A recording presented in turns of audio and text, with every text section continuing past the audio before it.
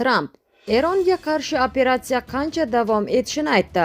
AQSh prezidenti Donald Tramp Eronga qarshi harbiy operatsiya taxminan 4 hafta davom etishi mumkinligini aytib o'tdi. Bu haqida u Daily Mail nashriga bergan intervyusida so'z ochdi. Uning so'zlariga ko'ra, operatsiya boshdanoq taxminan 4 haftalik jarayon sifatida rejalashtirilgan. Tramp Eron katta davlat ekanligini ta'kidlab, operatsiya 4 haftadan ham kam vaqtda yakunlanishi mumkinligini istisno qilmagan. Uning aytishicha, ishlar reja asosida ketmoqda va kutilgandan ko'ra ko'proq natijaga erishilgan. Yana bir intervyusida u operatsiya 4-5 hafta davom etishi mumkinligini bildirgan.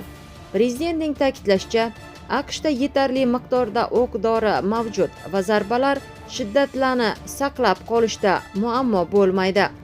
Avvalroq Britaniyaning yana bir nashri Isroil razvedkasi vakillariga tayanib, AQShning harbiy imkoniyatlari kuchli bombardimonlar uchun 4-5 kunga kamroq shiddatdagi hujumlar uchun esa bir haftaga yetishi mumkinligini xabar qilgandi.